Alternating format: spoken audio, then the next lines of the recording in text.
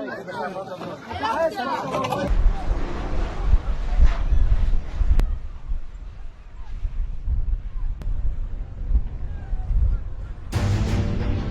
राष्ट्रपति Donald Trump ने जब से गाजा पर कब्जे की बात कही है तब से ही पूरे मिडिल ईस्ट में बवाल मच गया है।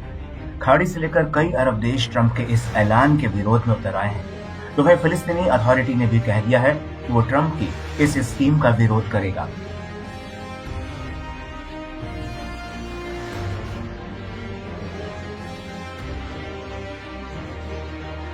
दरअसल ट्रंप का कहना है कि अमेरिका गाजा को नियंत्रण में लेकर उसका पुनः निर्माण करेगा। गाजा में एक रिसोर्ट सिटी बनाई जाएगी। यह पश्चिमी एशिया के लिए रोजगार और टूरिज्म सेंटर बन जाएगा। लेकिन ट्रंप के इस बयान ने पूरे मिडिल ईस्ट में एक नया तूफान खड़ा कर दिया है और जिस सऊदी अरब की दोस्ती ट्रंप इजराइल से कराने की कोशिश कर रहे थे, अब उसी सऊदी ने कह दिया कि वो ट्रंप के इस बयान के विरोध में है। सऊदी अरब का कहना है कि हम फिलिस्तीन के लोगों के साथ खड़े हैं।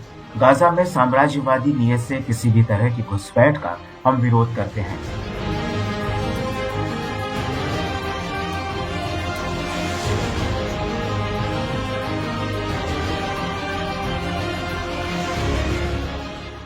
सऊदी अरब का कहना है कि हम इजराइल के साथ रिश्ते तभी सामान्य करेंगे जब एक आजाद फिलिस्तीन बन जाएगा। हम गाजा के लोगों की बेदखली बिल्कुल भी बर्दाश्त नहीं करेंगे।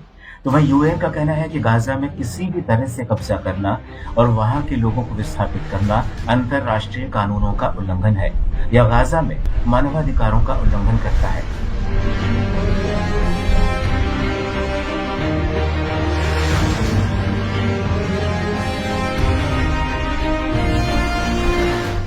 आपको बता दें कि नेतन्याहू के साथ प्रेस कॉन्फ्रेंस में ट्रंप ने साफ कर दिया था कि वो गाजा खाली कराने के पक्ष में है। उस वक्त ट्रंप ने कहा था कि जॉर्डन और मिस्र को गाजा के ज्यादा से ज्यादा लोगों को अपने यहाँ पर लेना चाहिए। The U.S. will take over the Gaza Strip and we will do a job with it too.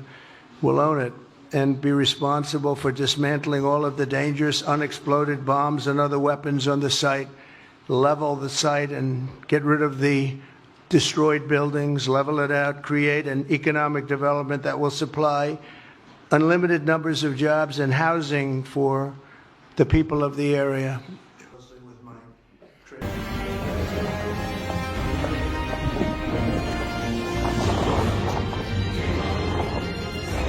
इन सब के बीच आपको ये भी बता दें कि इजराइल के हमलों में गाजा 92% तक मलबे के ढेर में तब्दील हो गया है। गाजा में 95% स्कूल पूरी तरह से तबाह हो चुके हैं। इसके अलावा गाजा में 25% भी पानी के स्रोत नहीं बचे हैं। मीडिया रिपोर्ट्स के मुताबिक गाजा में 5 करोड़ टन मलबा फैला है, जिसे उठाने में 100 ट्रकों को अगर 24 घंटे भी लगें तब भी उन्हें करीब 15 साल लग जाएंगे और इसमें 10,000 करोड़ से ज्यादा का खर्चा आएगा।